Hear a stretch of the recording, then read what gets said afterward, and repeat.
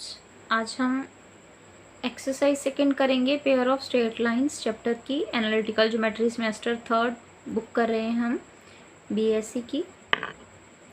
तो सबसे पहले जो आर्टिकल 6 है बहुत इम्पॉर्टेंट है, इसी पे सेकंड एक्सरसाइज पूरी बेस्ड है। फर्स्ट एक्सरसाइज में ज़्यादा कुछ और था नहीं करवाने लायक, तो बिल्कुल कंसेप्ट तो वही था। फिर उसके बाद 11th और 9th के जो पॉलिनोमियल के रूल्स थे वही यूज़ हो रहे थे, इसीलिए मैंने सारी एग्जांपल्स नहीं करवाई। तो जितनी करवाई हैं उसी का ही कंसेप्ट पूरी एक्सरसाइज में यूज़ होगा, ठीक है।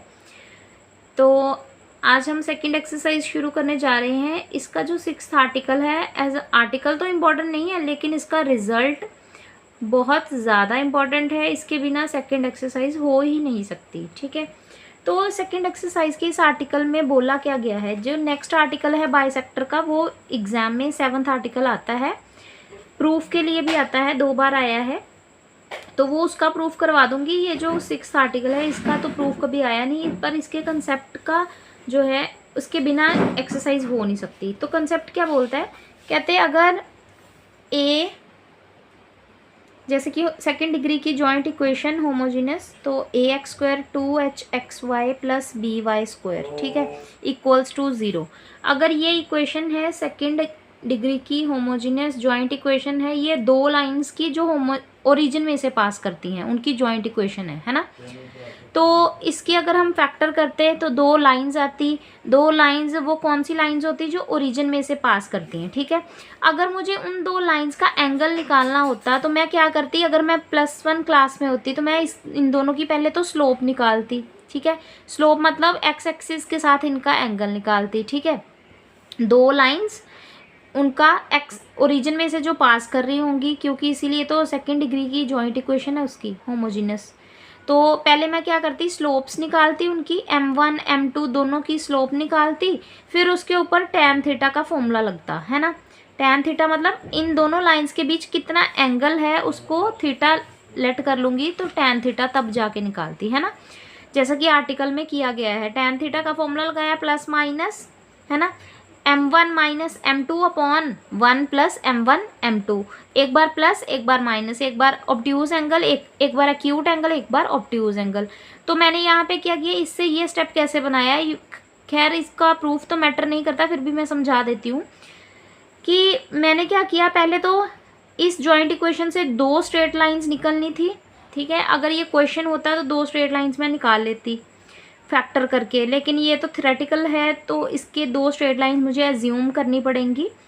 तो y equals to m1x, y equals to m2x, 2 straight lines ले ली। सम ऑफ फ्रूट्स का फॉर्मूला लगाया, प्रोडक्ट ऑफ फ्रूट्स का फॉर्मूला लगाया, पिछली वीडियो में मैं बता चुकी हूँ, है ना, जिसमें एक क्वेश्चन किया था सम ऑफ फ्रूट्स और प्रोडक्ट ऑफ फ्रूट्स का, ठीक है।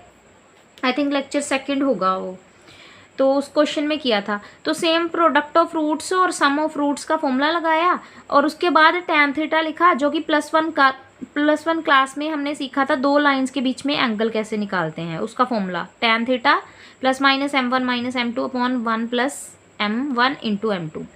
अब इसका यूज़ करना है मुझे। इसमें m1 इंटू m2 तो दिख रहा है, लेकिन m1 प्लस m2 नहीं दिख रहा, उसकी जगह उल्टा माइनस वाला दिख रहा है।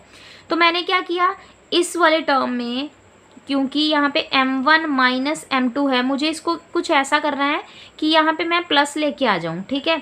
तो इसके लिए हमें क्या करना पड़ेगा, मैंने क्या की, इसकी स्क्वायरिंग की और अंडर रूट कर दिया, ठीक है, स्क्वायर किया और रूट कर दिया, ठीक। ऊपर वाली चीज़ का ही बता रही हूँ सिर्फ। उसके बाद अगर स्क्वायर किया है तो स्क्वायर का मतलब क्या होता है, m1 square plus m2 square minus 2m1 m2। इससे तो नेगेटिव का होल स्क्वायर बना ना, पॉजिटिव का होल स्क्वायर तो बना ही नहीं। तो मैंने क्या किया, 2m1 m2 ऐड किया और 2m1 m2 ही सब्ट्रैक्ट किया, ठीक है। यहाँ पे पहले मैंने क्या किया, स्क्वायर किया और रूट किया, स्क्वायर को खोला तो ये बन गया। इसमें मैंने ऐड और सब्ट्रैक्ट ही अपनी मर्जी से किया, क्यों किया अभी पता चल जाएगा। फिर मैं इसको और प्लस वाले को इसको इकट्ठा कर दूंगी, तो ये क्या बन जाएगा, m1 प्लस m2 का होल स्क्वायर, पीछे ये और ये चीज़ मिलके क्या बन जाएगी, माइनस का 4m1 m2। अब यहाँ पे भी m1 m2 की वैल्यू पुट कर दूंगी, यहाँ पे m1 प्लस m2 की वैल्यू पुट कर दूंगी, तो ये बन जाएगा टोटल। तो इसमें वैल्यूज पुट करने के बाद इसको सॉल्व किया, एलसीएम लेके बी स्क्वायर को कॉमन निकाला है ना। कॉमन लेने के बाद कटिंग करने के बाद उसको सॉल्व करके तो हमारे पास ये फॉर्मूला बन गया 2√h² minus AB upon A plus B. तो ये किसका फॉर्मूला है? tan थीटा का। अब दो फॉर्मूलाज की क्या ज़रूरत, tan थीटा था तो सही, m1 minus m2 upon 1 plus m1 m2, ये फॉर्मूला था तो सही।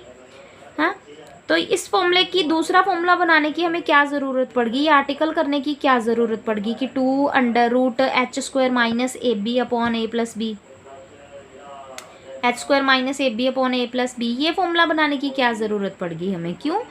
देखो, अगर ये फॉर्मूला मैं अप्लाई करती हूँ, ये फॉर्मूला सिर्फ तभी अप्लाई होगा जब m1 m2 निकालूंगी, मतलब पहले जो जॉइंट इक्वेशन दी होगी उसके फैक्टर निकालूंगी, उन फैक्टर्स की स्लोप्स निकालूंगी, ये स्लोप्स हैं, ठीक है। मतलब इस फॉर्मूले के लिए मुझे दोनों लाइंस निकालना ज़रूरी है, मतलब पहले मैं फैक्टर करके लाइन निकालूँ जॉइंट इक्वेशन से, उसके बाद मैं ये फॉर्मूला लगा के एंगल निकालूँ दो स्ट्रेट लाइंस का।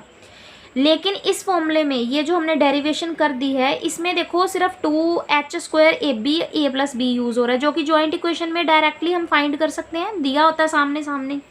तो मतलब इस फॉर्मूले में हमें लाइंस नहीं निकालनी पड़ी, सीधे मैंने जॉइंट इक्वेशन से ही, जॉइंट इक्वेशन जो दो स्ट्रेट लाइंस बनाने वाली है, बिना वो दो लाइंस निकाले मैंने उन दो लाइंस का एंगल भी निकाल दिया।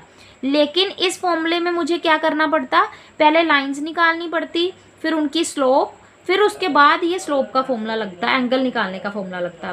तो ये हम कब निकालेंगे, देखो जब क्वेश्चंस आएंगे ना, तो क्वेश्चन आएंगे इस तरह के कि आपको बोलेगा, अगर तो बोला है कि फाइंड, जॉइंट इक्वेशन दी है, उन्होंने बोला है find two straight lines also find their angle, तो अगर तो स्ट्रेट लाइंस निकालनी है तब तो कोई चक्कर नहीं, क्योंकि निकालना, स्ट्रेट लाइंस निकालने के लिए बोला गया है, तो स्लोप निकालना सामने ही दिखेगी लाइन में, है ना। तब तो आपकी मर्जी है, ये फॉर्मूला लगाओ या ये लगाओ।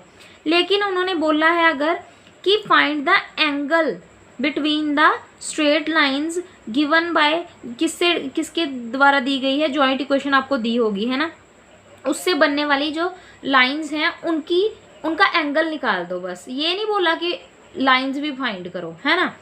तो तब, क्योंकि पहले मैं लाइंस निकालूं फिर उनका एंगल निकालूं, फिर वो टाइम खराब करने वाली बात होगी। तब मुझे ये फॉर्मूला लगाना है। कब? ये फॉर्मूला तब लगाऊंगी जब मुझे लाइंस निकालने के लिए नहीं बोला जाएगा, सीधे जॉइंट इक्वेशन से ही एंगल बिटवीन लाइंस निकालना हो। और ये फॉर्मूला तब लगाऊंगी, मर्जी है आपकी, तब ये भी लगा लो चाहे ये लगा लो, जब आपको बोला गया है फाइंड लाइंस ऑल्सो, ठीक है, कि लाइंस भी ही पता करो। तो पहले मैं लाइन पता कर लूँगी तो स्लोप निकालना फिर तो कोई काम ही नहीं रह गया ना। तब आपकी मर्जी है, जो मर्जी यूज़ करो, ठीक है।